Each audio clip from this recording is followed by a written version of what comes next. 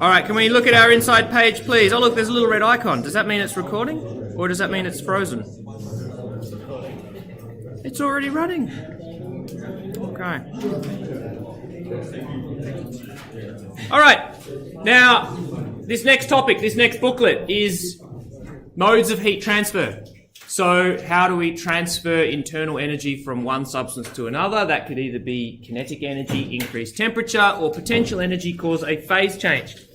So let's start with a topic of evaporation or evaporative cooling. So please recall, we've sketched this curve before. If we looked at the relative frequency,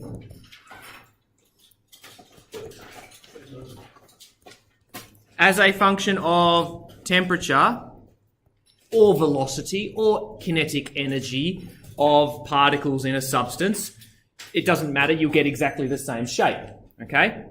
Now we do have, this is a sort of a simplified sketch, you get the mean temperature, which is what you would measure when you stick a thermometer in a sample and measure its mean temperature. That is not to say that there may be some that might have a temperature greater than 100 degrees Celsius, okay? Which means that this proportion here, no, I can't really do that. Let's just go a lovely, this proportion here technically have sufficient energy to escape their neighbouring particles, okay? So could we write that these particles might have sufficient, see if I could spell,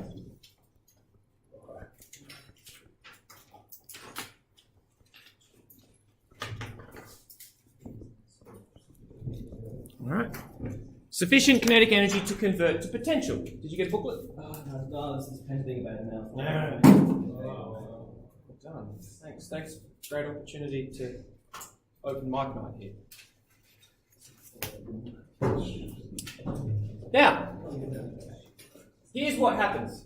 Remember, there's all of these millions and billions of microtransactions converting EK to EP, and it's going on all the time in your sample. And if it's a little particle stuck smack bang in the middle, it might get a lot of energy, and then it might lose it. And then it gets a lot of energy, and then it loses it. If you have enough energy to overcome the molecular forces, you turn into a gas where you have an increased degree of freedom and you're bouncing around with lots of energy. But then you might lose it and you would transfer that energy to some other molecule and you would turn back into a liquid state. However, if you are near the surface, you might get bashed from below. So for evaporation to occur, the molecule must be at the surface.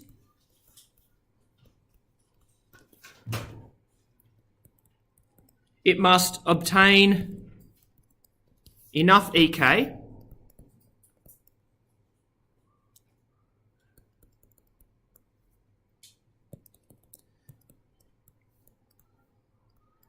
that can then be converted to potential energy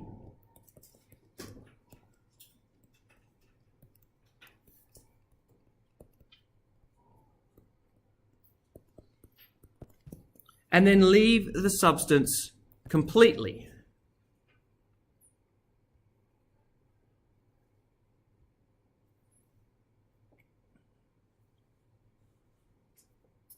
Now, the whole idea of converting to EP, please recall Q equals mLV. Drawing heat from a substance by causing a liquid to evaporate. It's the same latent heat value.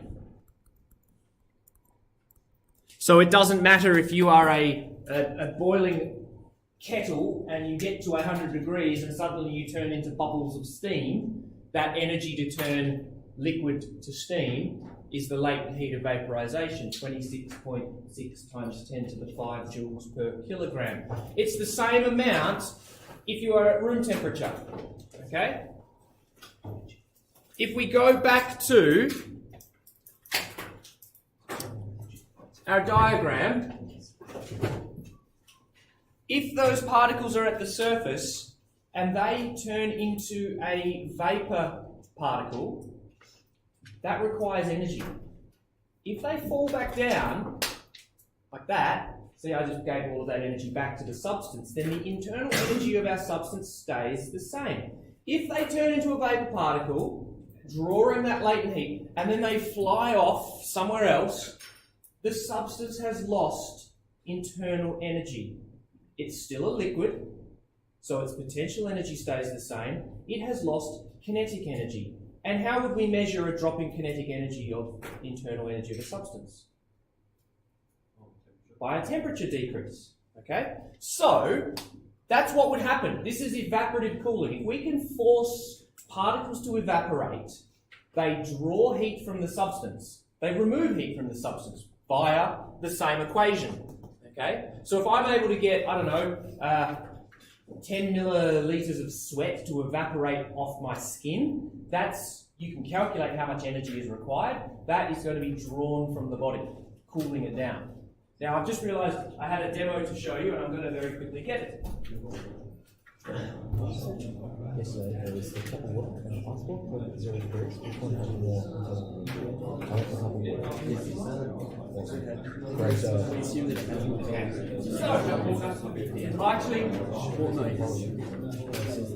We'll do that in about a minute. Please note. Please note.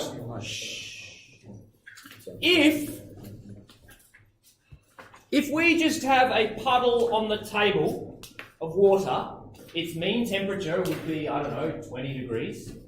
There might be some particles with sufficient EK to convert to EP, which then vaporizes. If that removes, the effect is that the water would cool down.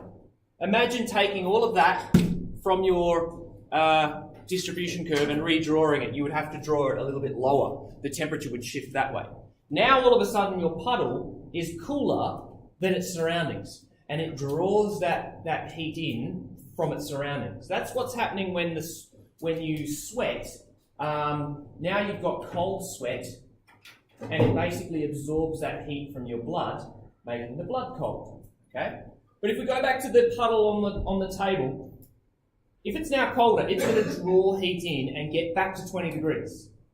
And now, again, we're back to here. We take some off. What's happening is the puddle's getting smaller and smaller and smaller.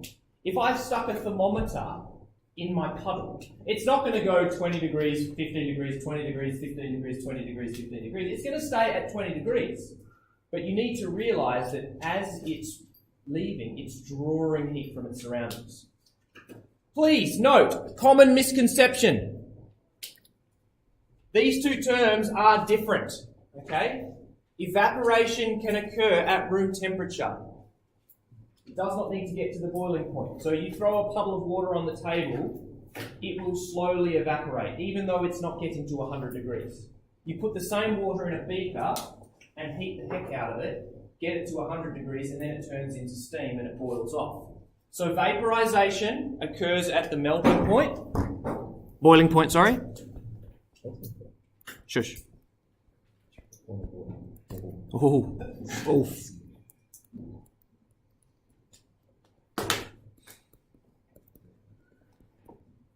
And evaporation occurs all the time. I remember one of my professors at uni sort of said this during the thermo course, that if you're looking at frequency in the distribution curve, if you looked at an ice cube in the freezer, there are still going to be some particles, not many, because we're that way and the relative amount drops off. Some of those particles will melt, some of them will boil, some particles will evaporate from the ice cube. So you put an ice cube in the freezer and you can come back in a year's time and 20% of that ice cube's gone. It floated off into the volume inside your freezer and then maybe got stuck to the side of the wall. That's why your freezers frost up. Have you heard it? I used to have a dodgy old freezer that every 12 months I'd have to drag outside and defrost it. Okay, most freezers will do that naturally. They can remove the humidity, but inside old school freezers, it builds up around the outside. So where is all that air? Where's that water coming from? There is moisture in the air because it's being drawn via evaporation. So, rather than forcing you all to write this down, I thought I'd just put it there in red. because it saves time and maybe it looks a little bit neater. The factors that affect evaporation. Obviously temperature. Imagine that distribution curve. If we shifted that distribution curve to the right, I used to be able to do this with Notability, but imagine me taking this distribution curve and shifting it, then you're going to have more particles greater than 100 degrees with sufficient EK. Does that make sense? Yeah. Cool. If we got the actual mean temperature to 100, that means basically 50% are going to have the required kinetic energy to start boiling. But obviously, that one makes sense. The greater the temperature, the greater the amount of kinetic energy, greater the rate of evaporation. Next, surface area. This is a big one. Your molecule needs to be at the surface, right? And he needs to be bashed from below and escape upwards and then disappear. So if you have a greater surface, then you're going to have more particles at the surface. You're giving them a greater chance to evaporate. Okay? So you're giving more particles the ability to be at the surface and draw heat from the substance. So again, I could take a beaker of water, leave it in the beaker, another beaker, I could throw it across the table. By the end of the lesson, the one across the table may have completely evaporated. The one sitting here would barely have at all. Next, this is a tricky one. Humidity. Humidity, we'll just quickly put a note, it's a measure of how much vapour there is in the air. So can we please write, providing I haven't written it anywhere.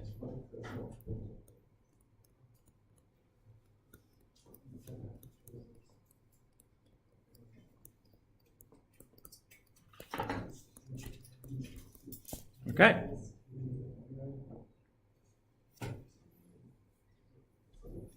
So there is a lot of water in the air. We cannot see it, we don't really notice it, but it's there, okay? Today, I don't know what the humidity is at the moment, but if you go to the tropics around the equator, it's often a lot more humid because you get more sun, more temperature, more evaporation, the water sits in the air, and it rains a lot. However, as I said, if you were a vapor particle, you've got this potential energy. If you fall back in, here, Bharat, if you fall back into your substance, you give that potential straight back to the water, and there's no drawing heat, okay? There is a limit to how much vapour can actually fit in the air. Once that limit is met, we say that it's saturated. Now, what that means, let's just have a quick look. If I was to draw a bowl of hot soup,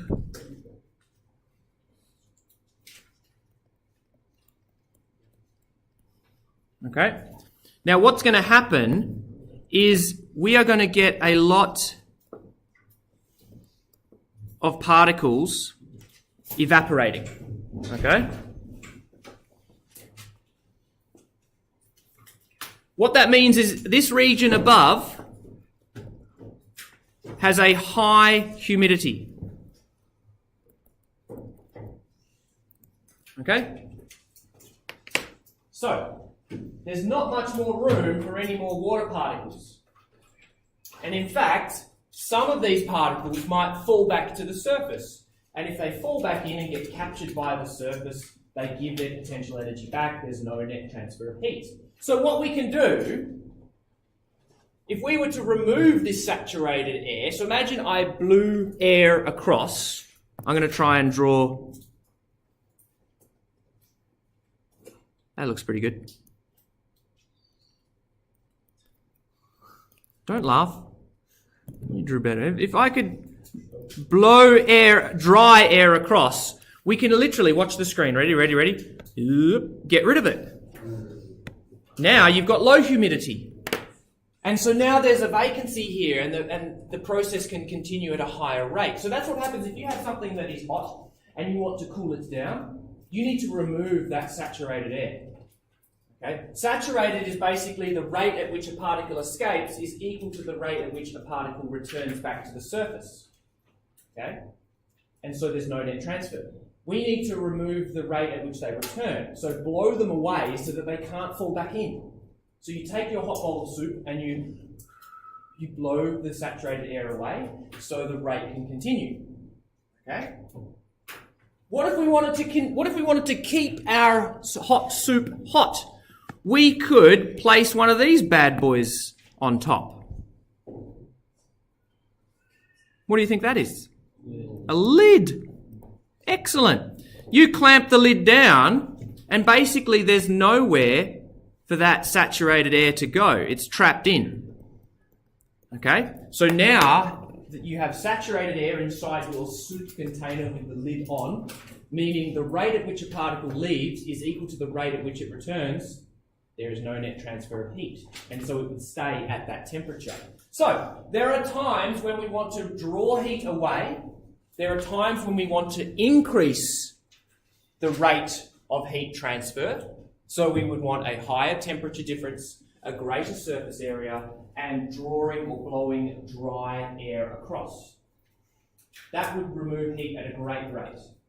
There are times when we don't want to lose, maybe we want to insulate our substance. So we would minimize those factors. We would have as close a temperature differential as possible, minimal surface area, and maximize your humidity. Get it to its saturation point. Okay? What have I got to talk about next? Let's go across the page. One of the she statements of this course, Science as a Human Endeavour, is basically looking at the applications of this concept in society, in context. And obviously, in thermal physics, it's how we use evaporative cooling and refrigerative cooling. So we're going to learn about evaporative cooling and refrigerative cooling. This is the old Coolgardie safe. I believe it was invented or designed in Coolgardie, 500 kilometres. Where's the beach? 500 kilometres that way. All right, inland, very hot. Back in the day, this is before proper refrigeration. You got food and it would spoil very quickly because it was at room temperature. Okay, your meats, your eggs, your vegetables, your cheese, your fruit and vegetables wouldn't last very long. You got it and you pretty much had to eat it that day before it spoiled. What they managed to do was produce this Coolgardie safe. It basically filled this tray at the bottom with water. All right, you don't have to draw this, but I'll just write H2O. And outside they would, oh look, I can use this wonderful pastel now, look at that. They draped Hessian fabric, right, which drew the water up and the Hessian became damp, okay? Now that water, again, if you're in a warm room, some of those particles have sufficient EK to evaporate. They draw heat from the Hessian, which then reduces the temperature of the Hessian. Okay? Then what you would do if you blew some air across the Hessian, you would have, watch this wonderful diagram. I need you to watch this because it's going to make sense. You have hot air hitting the Hessian. You would have cool air, or let's go inside, cool air entering the inside of the safe because some of the energy went into drawing heat from the substance via evaporating that liquid. That's a terrible diagram, but I hope that makes sense. So imagine again, your hot air, maybe it's 30 degrees, comes and hits the Hessian fabric. Some particles evaporate. Where did they get that energy from? They got it from the hot air. The internal energy of the hot air now reduces. All right?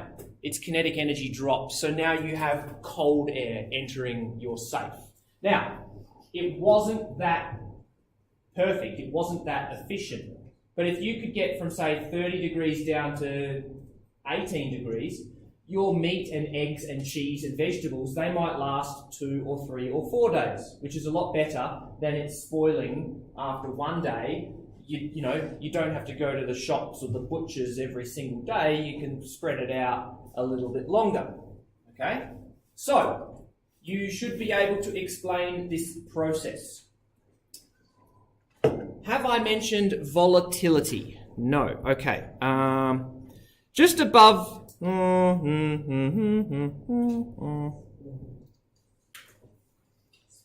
Oh no, sorry. I have mentioned volatility. Volatility is a measure of a substance to easily vaporize.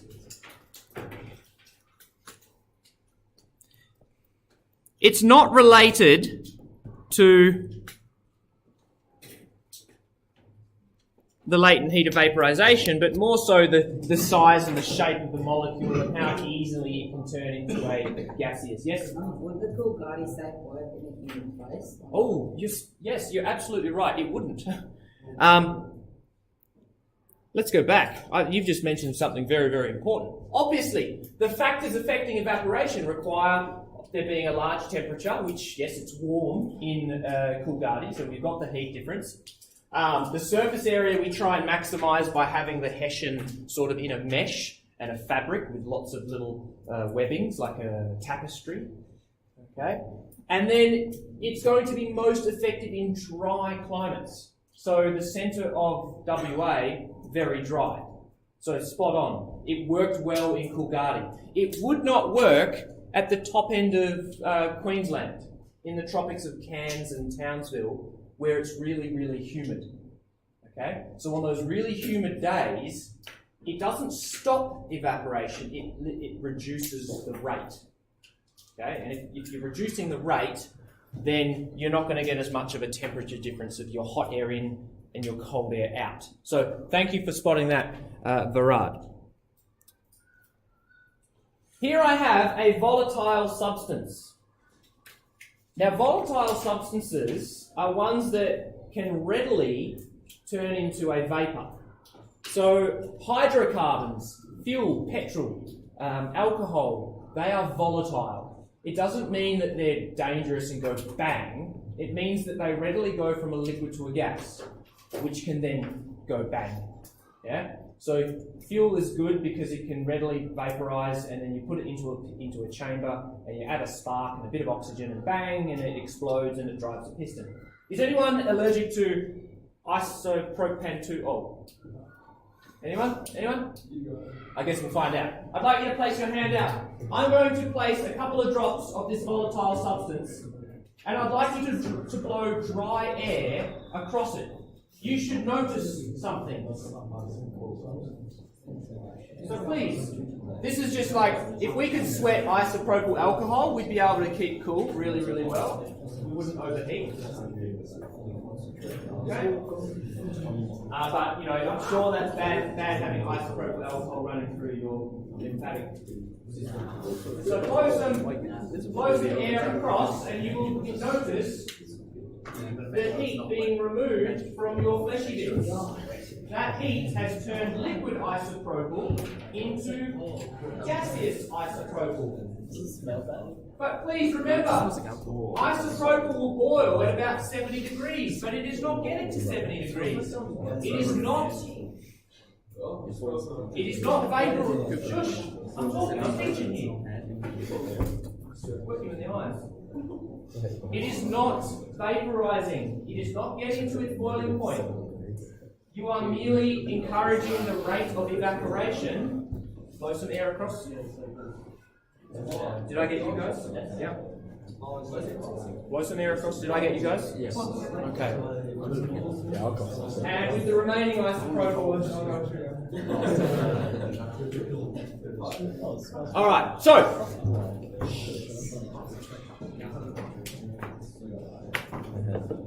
So we could quantify, if I knew how much mass of isopropyl I gave you on your skin, if I knew the latent heat of isopropyl, it's probably in a table somewhere, so many joules per kilogram. You could, by watching that little drop disappear, well not disappear, be converted into a vapour, you could quantify how much energy was removed. So you could quantify how much energy was given to that isopropyl from your flesh. But your skin doesn't stay cold for long because you've got your blood supply pumping underneath and it's continually providing heat to keep your body, your surface temperature at about 35 degrees Celsius. Okay, so it would stay cold for a couple of seconds, but then pump, pump, pump, your blood provides the heat to get it back up to 35 degrees. Okay, so just talking about when we sweat, please, again, the Coolgardie Safe explanation can also explain why we sweat. But you are not a tray filled with water and you are not a Hessian bag, but you have little glands under your skin that can secrete fluid, mostly water. In fact, your skin is a good way of excreting urea, which is a byproduct of respiration. So a little bit of wee comes out of your skin when you sweat. It's also salty because it's a good way of removing excess minerals. But normally your urea, it's made in your liver, it gets pumped into your blood, and most of it gets filtered out through your kidneys and in your bladder, and then you wee it out. But some of it actually gets into your sweat.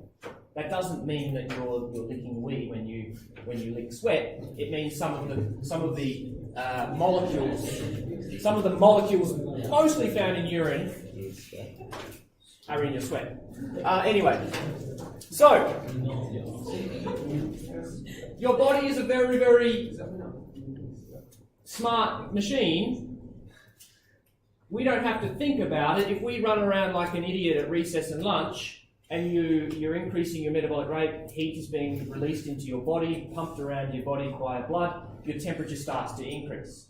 Obviously, there are sensors in your body, don't know where they are, probably the back of your brain, the base of your brain, that's monitoring how much temperature. Once your temperature rises up, you've got to be careful because cells and enzymes, you know, those chemical messengers that do important stuff, hormones and chemical messengers, they only really operate between like 35 and 40 degrees. And that's why we can only live in that range.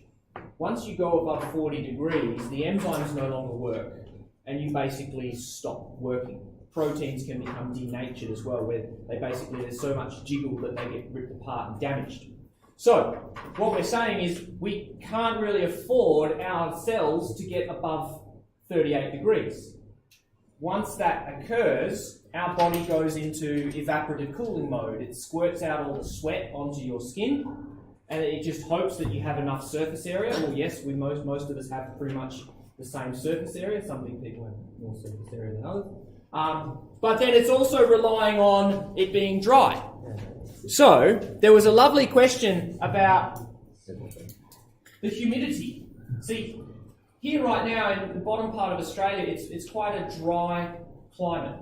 So evaporative cooling is effective. Temperature's there, we're getting our body up to 40 degrees. The surface area is there on a nice big flabby surface. Humidity's low, that's good. So we can run around like idiots or athletes, take a pic at recess and lunch. If we were in a school in tropical regions, near the equator, up near the tropics, this is the problem, humidity. Very, very high humidity. So literally it affects the rate at which sweat molecules can evaporate. The rate at which they fall back down is greater. So there's sometimes questions about why here in Perth on a dry day at 40 degrees doesn't feel as bad as a humid day in Townsville when it's 32 degrees. Even though it's hotter here, at 32 in Townsville, 40 degrees here, you actually feel more uncomfortable in Townsville, the question would say where it is very humid. They're basically saying you're talking about humidity, which reduces the rate of evaporative cooling. Okay? Okay. Let us continue. Oh, I don't really want to go much further than that. Maybe I could let you know what mark you got in your test after we talk about the experiment we're doing tomorrow. Yay. All right, we'll stop the recording there.